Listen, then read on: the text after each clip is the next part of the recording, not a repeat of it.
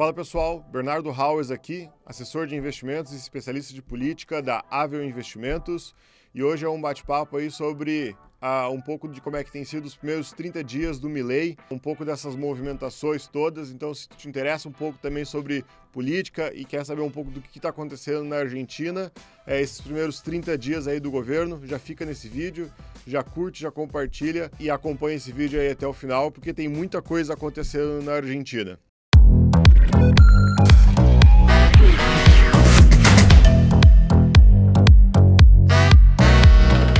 Você deve ter acompanhado aí no noticiário que o Milei tem apresentado uma série de propostas legislativas para fazer o que ele tem chamado aí de uma revolução liberal, né? Veio em pelo menos 2 ou 3 etapas, né, essas medidas.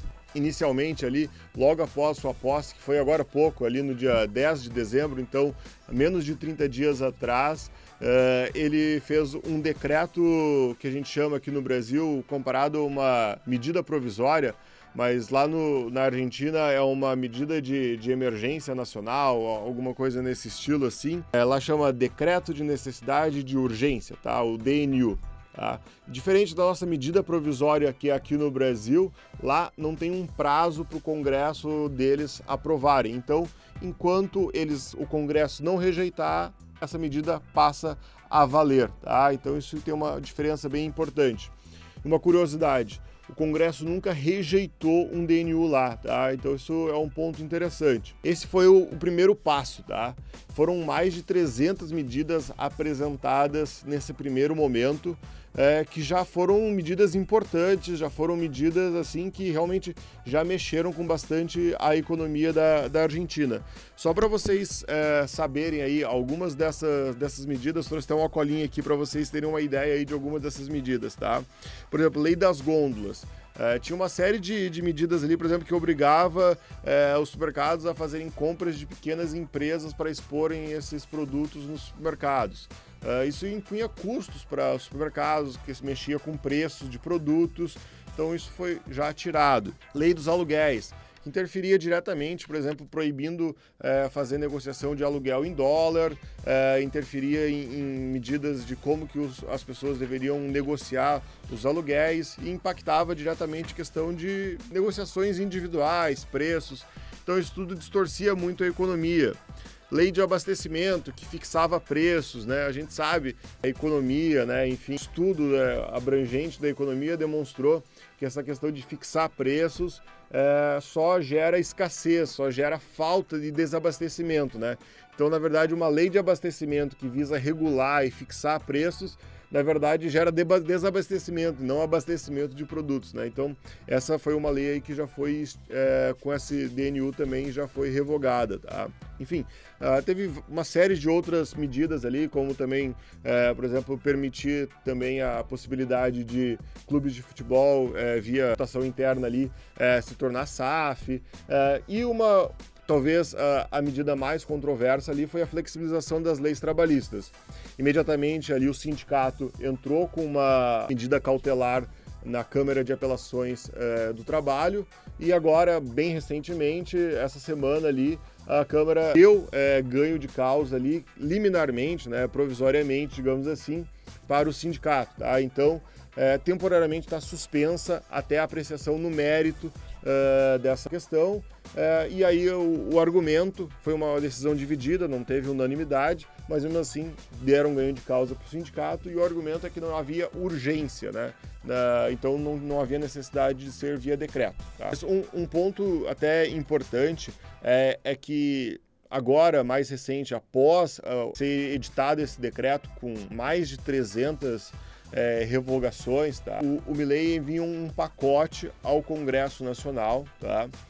Com mais de 600 medidas, tá? Então, o que supera ali mais de 1.000, conjunto legislativo com mais de 1.000 medidas, o que até esse conjunto todo ali foi nomeado ali Lei Ônibus.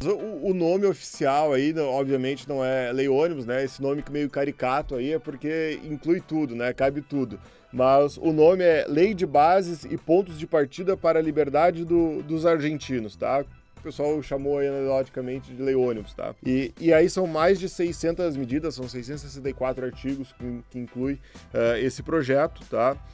E aí, dentro desse projeto, dentro desse pacote, digamos assim, uma desses artigos é justamente um item que ratifica o DNU, tá? Então, esse pacote enviado ao Congresso, o Milei fez uma convocação extraordinária, de sessões extraordinárias, que vão de 26 de dezembro a 31 de janeiro. Então, vocês podem ver que tem ali a possibilidade de certa celeridade das coisas acontecerem na Argentina, tá?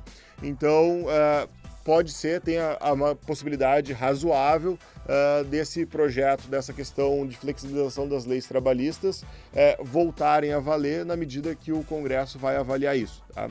Bom, mas já que eu toquei aí no assunto da lei ônibus, vamos entender um pouquinho melhor aí o que são essas medidas ali. Claro que eu não vou listar agora aqui mais de 600, mas o que chama atenção aí de algumas medidas, tá? Desregulamentação de diversos setores, tá? A ideia é realmente tornar mais livre a economia, os setores da economia que hoje tem muita regulamentação, tá? A questão de aposentadoria hoje é muito engessado, então visa o governo conseguir ajustar melhor a questão de remuneração, salários dos aposentados e fazer reformas pontuais sempre que necessárias, tá? Um ponto interessante ali que visa, digamos assim, organizar melhor a questão das manifestações, porque a Argentina é um país que faz muitos piquetes, fazem muitas manifestações, é um país que tem essa cultura muito das greves, né? E uma das medidas é que regulamenta, né, digamos assim, até de um ponto de vista penal, as manifestações. Então, as manifestações, elas não podem, por exemplo, impedir o transporte público, não podem impedir o serviço e o fornecimento de serviços de eletricidade, água, e se forem feitos algum protesto que gera esses processos de, por exemplo, interromper um transporte público, pode os manifestantes até sofrer penalidades de ali 1 a 3 anos de cadeia, tá? Isso gera bastante controvérsia, obviamente, né? Porque os piquetes e o sindicato é muito forte na Argentina, e isso geraria, obviamente, um freio grande ali, porque, obviamente, as greves elas são mais fortes quando você interrompe transporte público, quando você fecha estações de trem, metrô, ônibus, interrompe rodovias, ruas, e na medida que você gera uma penalidade com força de cadeia para essas pessoas, você justamente desestimula muito esse tipo de manifestação. Inclusive, outra medida é a reforma eleitoral, tá? Indo mais num sistema distrital ali para eleições de deputados, tá? E um ponto que chama bastante atenção, tá? É que para a emergência pública, em matérias econômica, financeira, fiscal e também de segurança pública até 2025, dá poderes extraordinários para o presidente da República, tá? Isso também tem gerado um certo desconforto entre vários analistas, tá? Porque você está dando poderes extraordinários para o presidente da República. Mesmo que você concorde com as ideias do presidente Milei, quando você dá mais poderes, quando você concentra poderes na figura de um indivíduo, isso obviamente sempre gera um pouco mais de desconforto. Afinal de contas, a gente sempre preza, né, dentro de uma democracia, pelos check and balances, e quando você concentra mais poderes, isso gera obviamente sempre mais preocupação, ainda que num momento de necessidade, de reforma, isso pode, digamos assim, viabilizar, facilitar essas reformas. Mas, por outro lado, faz parte da democracia a necessidade de você ter ali o Congresso revisando as leis de um país, tá? O Milei tem ali formado uma aliança interessante com a centro-direita, né? Conseguiu formar um apoio ali com a base do Macri, né? O ex-presidente Maurício Macri e a sua ex-adversária ali na campanha presidencial, a Patrícia Bullrich, que foi derrotada ali no primeiro primeiro turno, ela foi nomeada ministra da Justiça e ele tem conseguido formar uma aliança relativamente consistente ali dentro dessa centro-direita.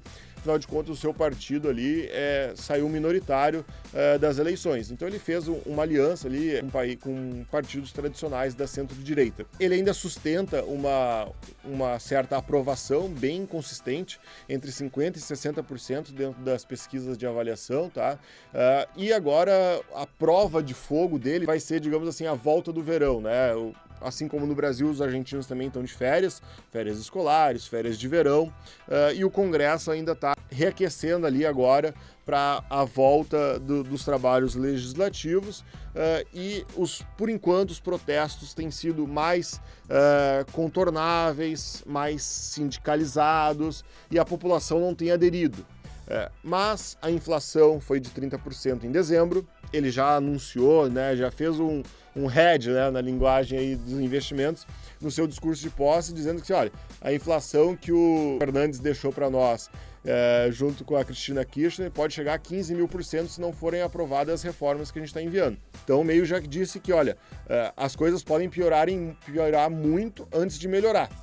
Então a inflação de 30% em dezembro não foi nenhuma novidade, já estava esperado. Só que na medida que ele vai retirar os subsídios de energia, vai tirar os subsídios da gasolina, vai fazer uma série de ajustes, vai tirar os privilégios de uma série de categorias do serviço público, do setor privado, obviamente um desconforto, uma certa ansiedade por necessidade de melhorias da vida vão surgir. Então, esses desconfortos e, obviamente, uma sede da oposição de ver o Milei derrotado o mais rápido possível, vai ser a prova de fogo do Milei. Então, quando começar a subir preço de gasolina, preço de energia elétrica, salários não subirem na mesma velocidade, o emprego não aumentando, porque a economia não vai melhorar do dia para a noite, porque as reformas não vão ter os seus efeitos surgindo em 10, 15 dias. Isso vai levar 1, 2 anos para serem os efeitos acontecendo, porque isso, para gerar uma confiança, as reformas começarem a surtirem seus efeitos, o investimento voltar, as empresas começarem a investir, contratar, gerar emprego, isso é 1, 2 anos, não acontece do dia para a noite. E os efeitos demoram um pouco para acontecer. Então, os próximos 30 dias vão ser uma prova de fogo para o Milei. E aí, esse país em convulsão, né? E se a população aderir a esses protestos, que vai ser, digamos assim, aí o grande desafio para o Milei.